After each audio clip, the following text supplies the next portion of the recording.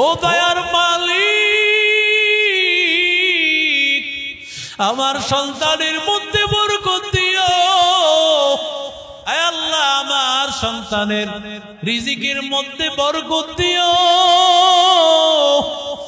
আল্লাহ তাআলার কাছে বাবা মায় যখন দোয়া করে নেয়, আল্লাহ সেই দোয়া ফেরত দেয় না, বরং আমার আল্লাহ সেই দোয়াকে আমার আল্লাহ আরশে আজিমে পৌঁছায়া দেয়। এরে আল্লাহর বান্দা, এরে যুবক, বাবা দুনিয়া থেকে বিদায় হয়ে চলে গেছেন। বাবাই তো দোয়া করে গিয়েছেন, আল্লাহ আমার সন্তানের রিজিকে বরকত দাও, আমার সন্তানের রিজিকের মধ্যে বরকত দান কর। এই দোয়া করে বাবা বিদায় হয়ে চলে গেছেন। ইন্তেকালের পর সন্তানেরা বাবার সম্পদগুলো সবাই ভাগ করে নিয়ে গেছে। সবাই বাবার সম্পদগুলো ভাগ করে নিয়ে গেছে, কিন্তু বড় ভাই সম্পদ পায় নাই, কারণ সে তো বাবার খেদমত ভাগ করে নিয়েছে।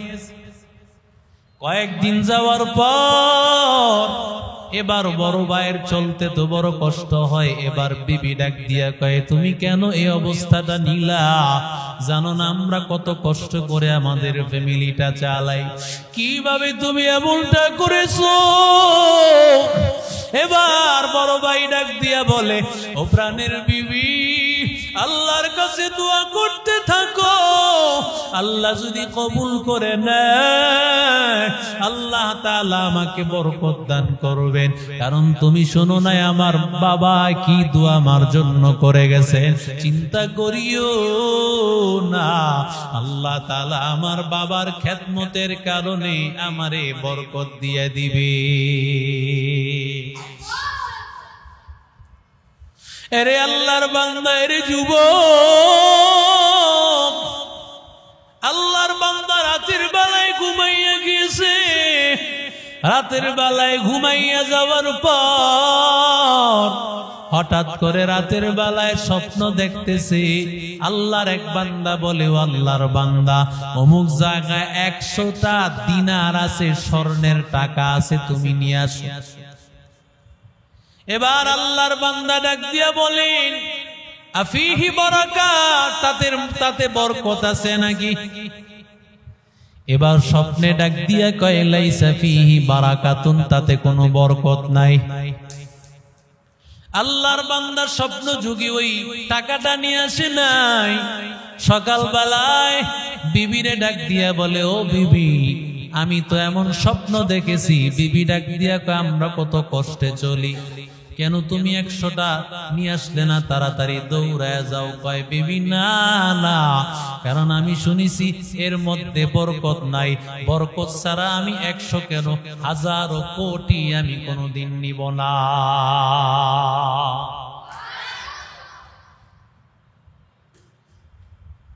ও আল্লাহর বান্দার, ওরে যুবক, আমাদের তো সমাজের অবস্থা হলো পাইলেই হয়, এটা হালাল হোক হারাম হোক তাতে কিছু আসে যায় নাই, খালি চাই হাল মিম মাজিদ, হাল মিম মাজিদ, আরো দাও আরো দাও, আমারে লক্ষ কোটি কোটি টাকা দাও, কোটি কোটি টাকা দাও, আরো দাও আরো দাও আরো দাও। ঠিক কি না বলে?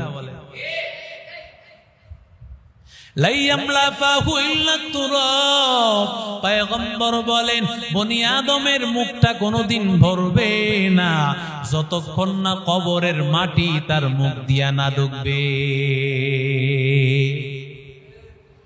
একতলা হইলে কয় 2 তলা হইল না কে, 5 তলা হইলে কয় আরো আরেকটা 5 তলা দরকার, দোকান একটা হইলে বলে আরেকটা দোকান দরকার, এমন আরো চাই আরো চাই।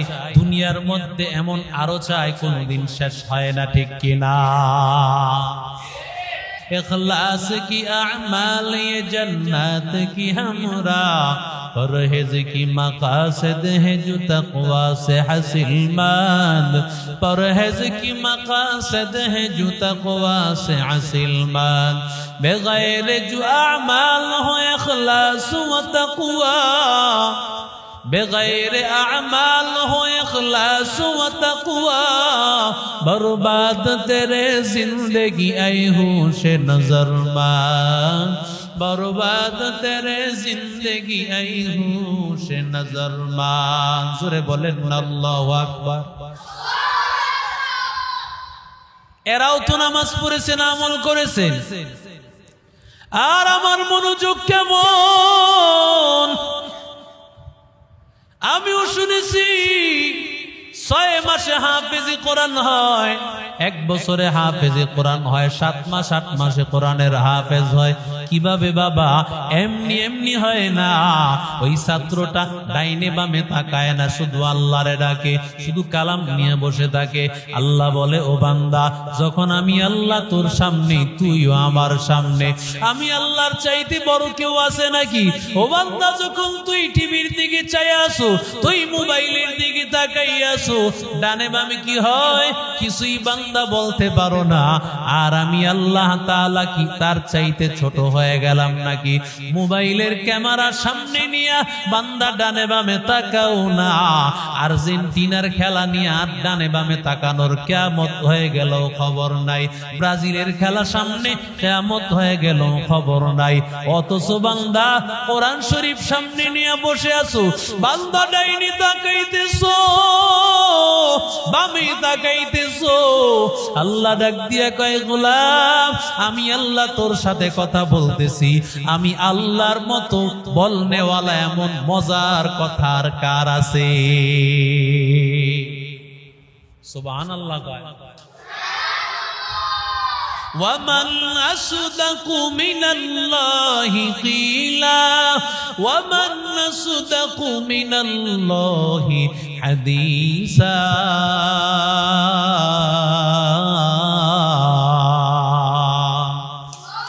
हिचे कसदर मुल्के यू अंबाजने कौले ऊरा लहने ने आवाजने हिचे कसदर मुल्के यू अंबाजने कौले ऊरा लहने ने आवाजने अल्लाह बोले आमी अल्लाहर आवाज নাই আমার আল্লাহর কোনো কথা নাই বান্দা তুমি যেই কথা কোরআন শরীফের পড়তেছো এটা আমি আল্লাহর কথা আমি আল্লাহর সাথে কথা বলতেছু বান্দা কালাম নিয়ে বসো চোখের পানি ফেলাও আমি আল্লাহ তোমারে হাফেজ বানায়া দিব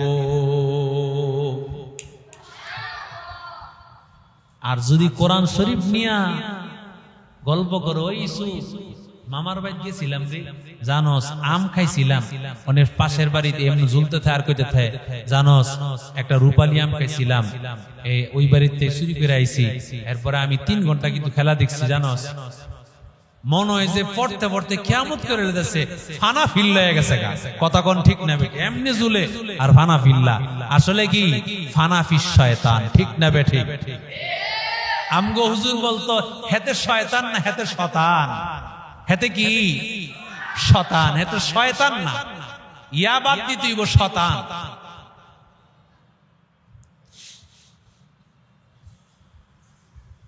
তাহলে মনোযোগ থাকবে কার উপর আরো জোরে বলেন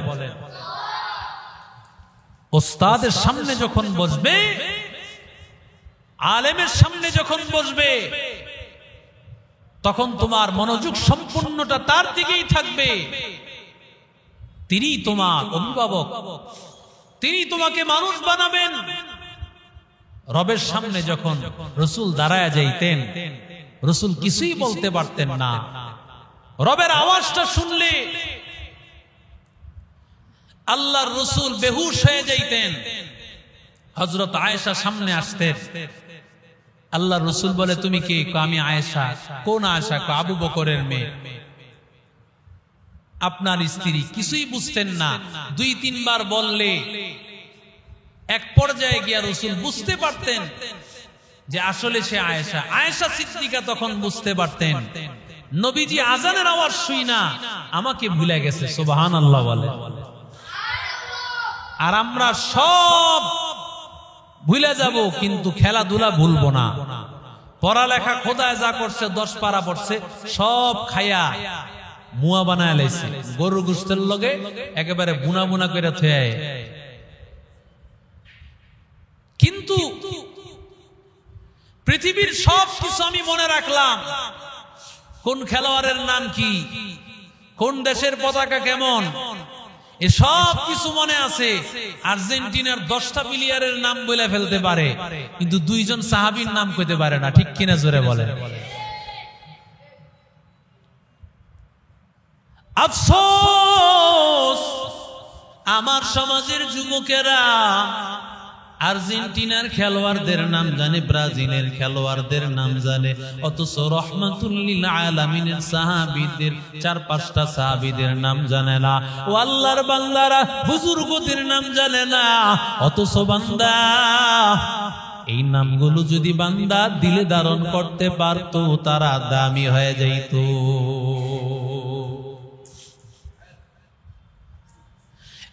তাহলে চলাফেরার সময় আসসালামু আলাইকুম ওয়া রাহমাতুল্লাহি ওয়া বারাকাতুহু, মুসলমানের অভিবাদন দেখলেই যে দোয়াটা সব সময় করতে হয়, বরকতের দোয়া। কতটুকু বরকত পূর্ণ হইলে, বরকতটা কত দামি, যেই বরকতের দোয়াটা দেখা হইলেই করতে হয়, দেখা হইলেই করতে হয়। এমন কি বান্দা একজনের সাথে দেখা হইছে একবার, আবার একটু পরে আরেকবার, আবার আর একটু পরে আরেকবার, এইভাবে 4-5 বার যদি দেখা হয়, 4-5 বারই তাকে সালাম দিতে হয়। সুবহানাল্লাহ। এবার বান্দা তাকাইয়া দেখো, নামাজের মধ্যে দুরুদ ইব্রাহিম পড়ো, আল্লাহুম্মা বারিক আলা মুহাম্মাদ, আছে না নাই? আল্লাহুম্মা বারিক আলা মুহাম্মাদ ওয়া আলা আলি মুহাম্মাদ কামা বারাকতা আলা ইব্রাহিম ওয়া আলা আলি ইব্রাহিম ইন্নাকা হামিদুম মাজিদ। পয়গম্বরের জন্য দোয়া করতেছি, আল্লাহ তুমি পয়গম্বরের উপর বরকত দাও, তার পরিবারের উপর বরকত দাও, যেমন ইব্রাহিম নবী তার পরিবারের উপর বরকত দান করেছো। উলামায়ে কেরাম লিখেন, নামাজের মধ্যে যেই বরকতের দোয়া বান্দারা করে, নামাজের বাহিরেও যদি বরকত সম্বলিত দুরূদ ইব্রাহিম পড়ে, আল্লাহর বান্দাকে দুনিয়াতে কোনোদিন আল্লাহ বরকত শূন্য রাখবে না। সুবহানাল্লাহ। আল্লাহ সব সময় বরকত নাজিল করবেন। রহমাতুল লিল আলামিনের সামনে নতুন ফল আসলে, আমার নবী যেমন নতুন ফলের মৌসুম চলতেছে, নবীর সামনে ফল আসলে, নতুন ফল আসলে নবী দোয়া করতেন, আল্লাহুম্মা বারিক ফি সামারিনা, আল্লাহুম্মা বারিক লানা ফি সামারিনা ওয়া ফি মাদিনাতিনা ওয়া ফি সাইনা। আল্লাহ আমাদের ফলের মধ্যে বরকত দাও, আমাদের শহরে বরকত দাও, আমাদের পাত্রের মধ্যে বরকত দান করো। যখন খাবার সামনে আসে রে যুবক, রহমাতুল লিল আলামিন দোয়া করতেন, আল্লাহুম্মা বারিক লানা ফিহি ওয়াজিদনা মিনহু। আল্লাহর নবী দোয়া করতেন, দুধ আসলেই দোয়াটা করতেন। আর যখন বান্দা দস্তরখানা বিছায় ফেলতো, নবী ওই সময় দোয়া করতেন, আল্লাহুম্মা বারিক লানা ফিহি ওয়া আত'ইমনা খায়রাম মিনহু। আল্লাহ তুমি এখানে বরকত দান করো, এর চাইতে কল্যাণকর কোন জিনিস দান করো। ও আল্লাহর বান্দার ওরে যুবক, আল্লাহর নবী দোয়া শিখান, যখন বান্দা তুমি কোন বাসায় মেহমান হয়ে যাইবা, তখন দোয়া করবা, আল্লাহুম্মা বারিক, আল্লাহুম্মা বারিক ফি, আল্লাহুম্মা বারিক লাহুম ওয়াজিদনা মিনহুম। আল্লাহ যেন তাদের মধ্যে বরকত দান করে, তাদেরকে আল্লাহ তাআলা বৃদ্ধি করে দেয়। এরে নবীর আশিক উম্মতের দল, যখন বান্দা দোয়া করবে, দোয়া করার কারণে আল্লাহ তাআলা বরকত দান করেন, এমন ভাবে বরকত দেন, কখনো কখনো এমন হয়ে যায় একজনের খাবার 3-4-5 জনও খেতে পারে। ঠিক কিনা? আবু হুরায়রা ক্ষুধার্ত, আবু হুরায়রা এত তৃষ্ণার্ত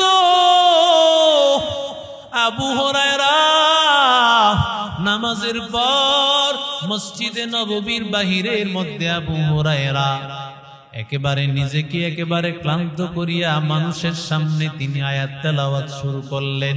যে আয়াতগুলো মানুষকে দান করলে যেই সব হয় সম্পূর্ণ আয়াতগুলো তিনি পড়তেছেন। হযরত আবু বকরের সাথে দেখা। আবু বকর, আসসালামু আলাইকুম ওয়া রাহমাতুল্লাহ, কেমন আছো? আবু বকরের চিন্তা হলো, আবু বকর আবু হুরায়রার চিন্তা হলো, আবু হুরায়রার চিন্তা হলো আবু বকর হয়তো এক পর্যায়ে জিজ্ঞাসা করবে, আবু হুরায়রা তুমি কি কিছু খেয়েছো নাকি? তখন বলবো আমি কিছুই খাই নাই। তাহলে আবু বকর আমারে খাবারের ব্যবস্থা করবে। কিন্তু না না, আবু বকর বুঝেন নাই। কিছুক্ষণ পরে আসলেন ওমর। ওমর হাজির। ওমর আসার পর ওমরের সাথেও কথা। ওমর জিজ্ঞাসা করতেছে কেমন আছো? কথাবার্তা হয়ে গেল, কিন্তু ওমর জিজ্ঞাসা করলেন না খাবার খেয়েছো কিনা দুপুরে। এবার আল্লাহর বান্দা আবু হুরায়রা চিন্তা, টেনশন, আবু হুরায়রা পেরেশানির মধ্যে পড়ে গেছে। তৃতীয়বার বের হয়েছেন রাহমাতুল লিল আলামিন, আমার মায়ার নবী, উম্মতের ডাক্তার। আমার মায়ার নবীর মতো এমন দরদি আর তো দুনিয়াতে কেউ হতে পারে না। আমার নবী যদি না বুঝেন, এমন কেউ নাই বুঝবে, এমন কেউ নাই বুঝবে। আমার নবী বুঝলেন আবু হুরায়রা খুদা। আবু হুরায়রা কিছু খেয়েছো? আবু হুরায়রা বলে নবী না না। আবু হুরায়রাকে নবী হাত ধরে বললেন আমার ঘরে চলো। নবীর ঘরে যাওয়ার পরে হযরত আয়েশা সিদ্দিকাকে ডাক দিয়া বলেন, আয়েশা ঘরে কোনো খাবার আছে নাকি? বলে না না পয়গম্বর, আমাদের ঘরের মধ্যে কোনো খাবার নাই। কারণ রাহমাতুল লিল আলামিন তিনি তো যদিও সাইয়্যিদুল মুরসালিন, সাইয়্যিদুল কাউনাইন, রাহমাতুল লিল আলামিন, কিন্তু পয়গম্বরের পকেট তো ফাঁকা। আমার নবী তো, আমার আল্লাহ তাআলা এমন হালত দেন নাই যে নবীজি শত শত কোটি টাকার মালিক।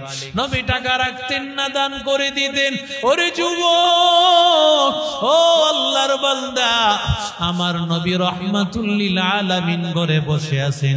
ইতিমধ্যে একটা পেয়ালা দিয়া এক আল্লাহর বান্দা সাহাবী নবীর কাছে দুধ নিয়ে আসছেন, এক পেয়ালা দুধ।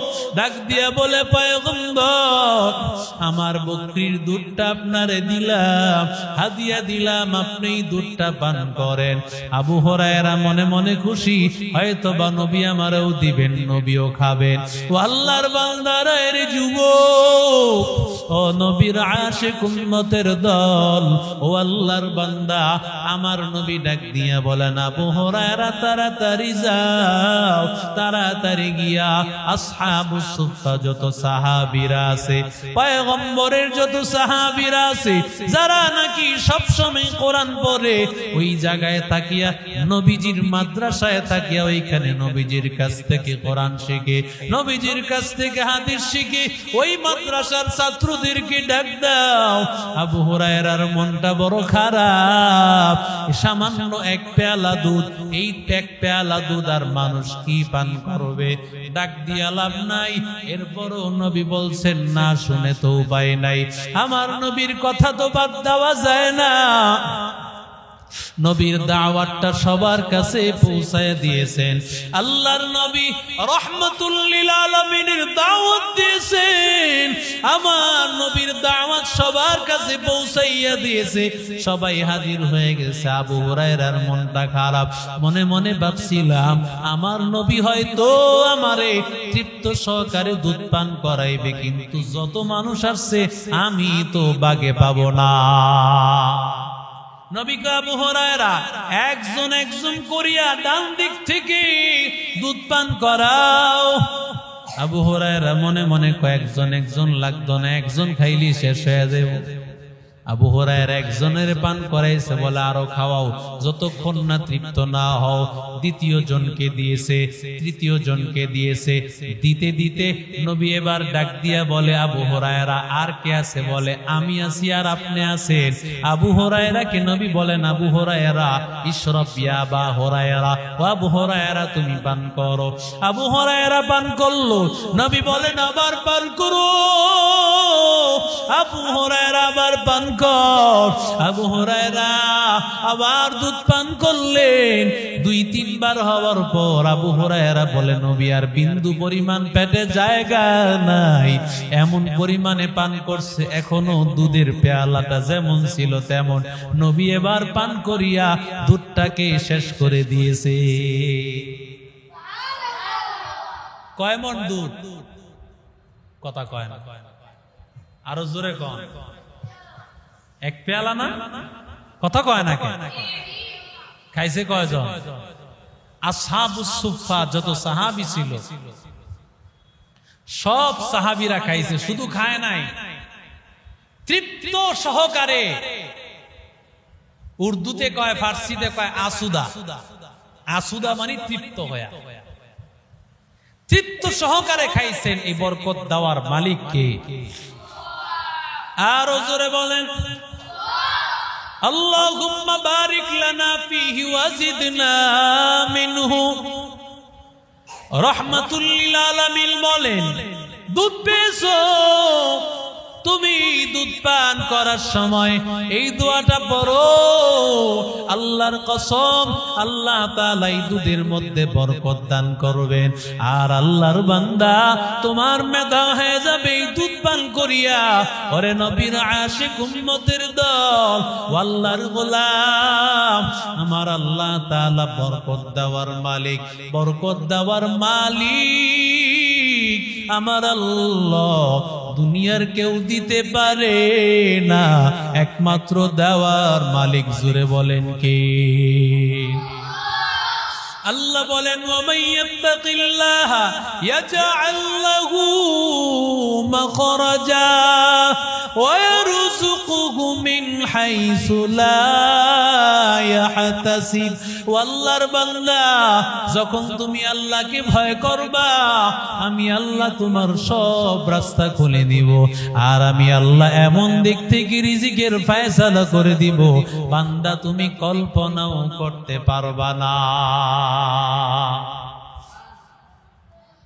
থানবী রহমাতুল্লাহ আলাইহি, হাকিমুল উম্মত, মুজাদ্দিদ মিল্লাত শাহ আশরাফ আলী থানবী রহমাতুল্লাহ আলাইহি বলেন, 4 জন ভাই, 4 ভাইয়ের বাবা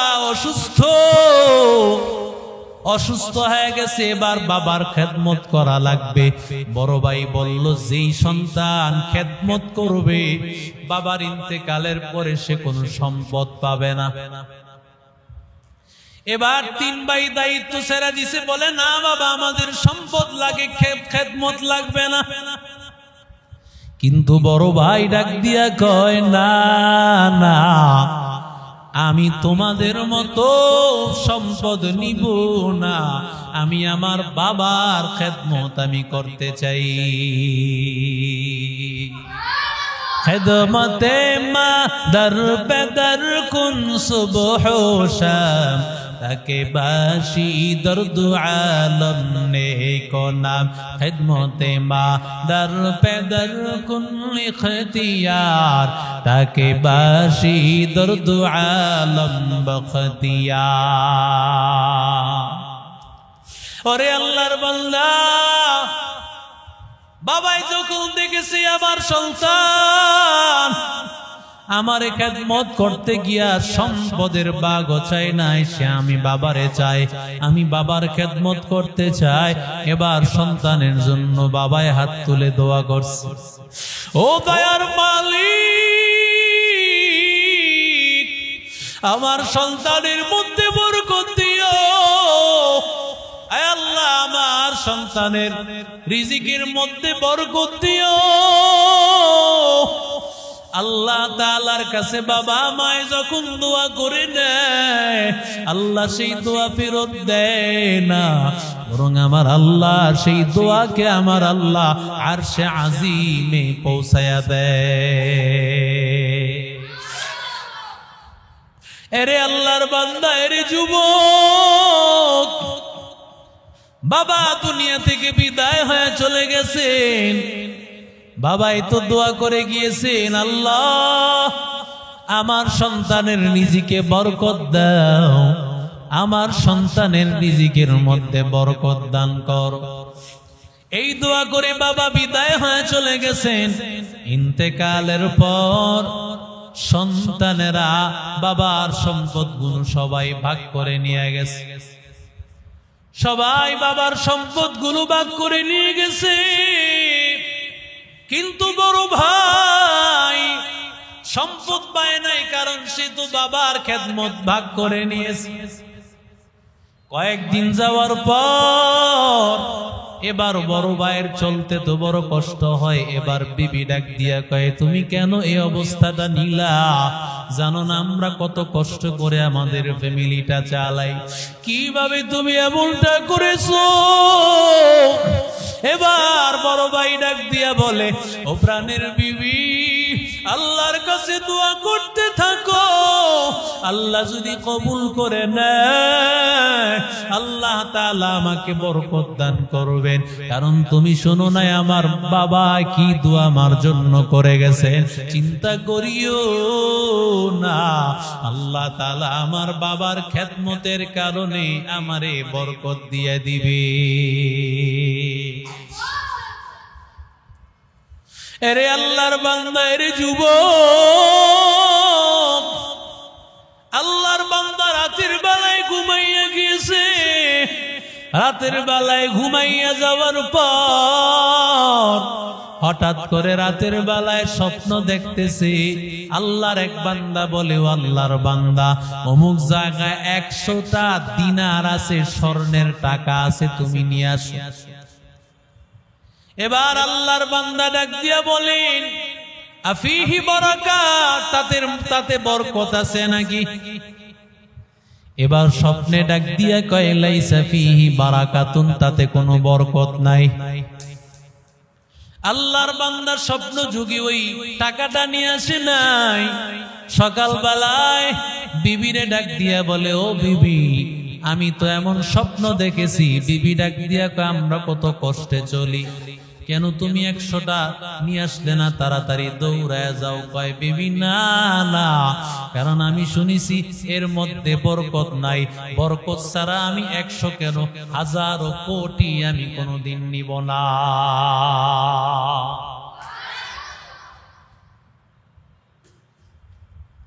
ও আল্লাহর বান্দার, ওরে যুবক, আমাদের তো সমাজের অবস্থা হলো পাইলেই হয়, এটা হালাল হোক হারাম হোক তাতে কিছু আসে যায় নাই, খালি চাই হাল মিম মাজিদ, হাল মিম মাজিদ, আরো দাও আরো দাও, আমারে লক্ষ কোটি কোটি টাকা দাও, কোটি কোটি টাকা দাও, আরো দাও আরো দাও আরো দাও। ঠিক কি না বলে?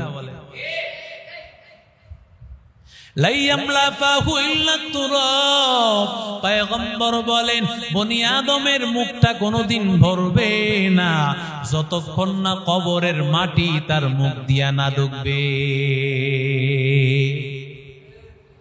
একতলা হইলে কয় 2 তালা হইল না কে, 5 তালা হইলে কয় আরো আরেকটা 5 তালা দরকার, দোকান একটা হইলে বলে আরেকটা দোকান দরকার, এমন আরো চাই আরো চাই, দুনিয়ার মধ্যে এমন আরো চাই, কোনদিন শেষ হয় না। ঠিক কিনা?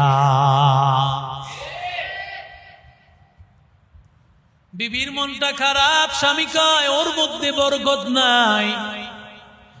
দ্বিতীয় দিন আবার স্বপ্ন দেখতেছে, আল্লাহর গোলাম, তোমার বাবার খেদমতের কারণে আল্লাহ তোমার জন্য অমুক জায়গায় 10টা স্বর্ণর দিনার আছে, তুমি গিয়া নিয়ে আসো। বলে আফিহি বারাকা, বরকত আসেনি? কয় লাইসা ফিহি বারাকা, বরকত নাই।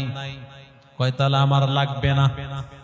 সকাল বেলা এবার বিবিরে কয় 10টা স্বর্ণের দিনার আছে, তাড়াতাড়ি নিয়ে আসো। দেখছো গতকালকে নিয়ে আসো না, আজকে 10টা এসে পড়ছে। 100টা নিয়ে আসুন, আজকে 10টা, আজকে মিস করিও না। কয় না না বিবি, এর মধ্যে তো বরকত নাই। স্ত্রী তো বুঝে নাই, স্বামী নিয়ে আসে নাই।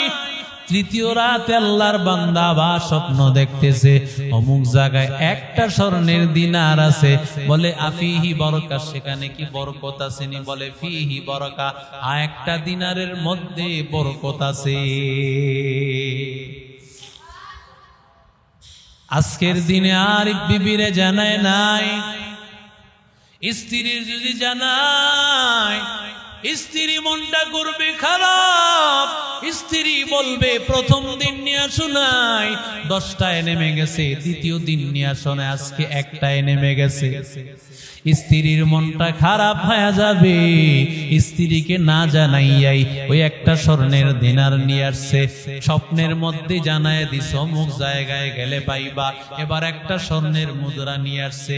এবার আল্লাহর বান্দা মনের মধ্যে মনোচিন্তা, আজকে এই টাকাটা দিয়ে আমি কিছু নিয়ে আসবো বাজার থেকে। বাজারে যাওয়ার পরে দেখে সুন্দর বড় বড় 2টা মাছ। আল্লাহর বান্দা কতদিন হয় গরিব, আল্লাহর বান্দা এত বড় বড় মাছ খাওয়ার তৌফিক তো হয় না। এবার বাজারে গিয়া কয়, 8 আনা দিয়ে আমার একটা মাছ দাও, আর 8 আনা আমারে ফেরত দাও। 8 আনা দিয়ে অন্য মাল সামানা কিনবে। কিন্তু বান্দা ডাক দিয়া বলে না, 2টা মাছ বেচবো 8 আনা করে, 1 দিনার দিয়া 2টা মাছই নেওয়া লাগবে। তোমার একটা মাছ নিলে চলবে না, নিলে 2টাই নেওয়া লাগবে। আল্লাহর বান্দা চিন্তা করলো, হা হা আমি 2টাই নিতে রাজি, কারণ বড় মাছের স্বাদ আলাদা। আল্লাহর বান্দা 2টা মাছ 1 দিনার দিয়ে নিয়ে গেছে। বাড়িতে গিয়া ডাক দিয়া বলে, ও বিবি আমার, এই মাছটা রান্না করো, মাছটাকে ভালোভাবে ধৌত করে কেটে রান্না বসাও। কারণ কতদিন হয় ভালো বড় কোনো মাছ খাওয়ার তৌফিক হয় না। বিবি যখন রান কাটতে গেছে, তাকাইয়া দেখে চকচক চকচক করতেছে দামি পাথর। এবার বাইনার দোকানে গেছে, স্বর্ণকারের দোকানে। একতা মার্কেটের দোকানদার, সৎ ব্যবসায়ী, ডাক দিয়া কয়, ভাই এইটা এই জিনিসটা তুমি কোথায় পেয়েছো? বলে তোমার জানার দরকার কি? এটার কত টাকা হবে আমারে জানো? বলে, ওরে ভাই তুমি যদি অন্য কোন দোকানদারের কাছে যাইতা, তোমারে ভুলভাল বোঝায় কিছু টাকা দিয়া দিত। তুমি জানো না এই পাথরের মূল্য কোন দোকানদার, পুরা মার্কেটের দোকানদারেরা দিতে পারবে না, একমাত্র দিতে পারবে এই সমাজের বাদশাহ। এবার বাদশার সামনে হাজির।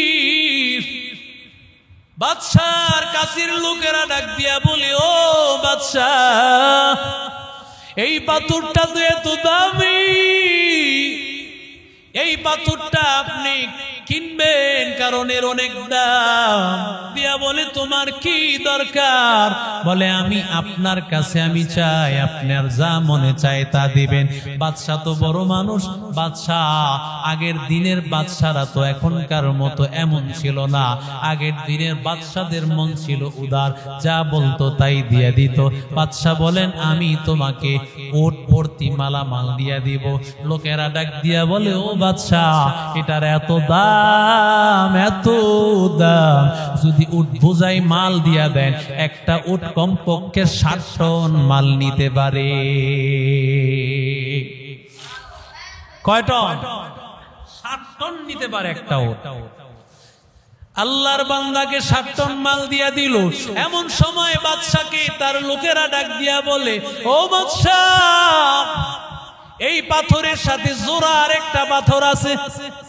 এই পাথরটা একটা না, এর পাথরের সাথে আরেকটা পাথর আছে। যদি ওই পাথরটা নেন তাহলে এটা কাজে লাগবে।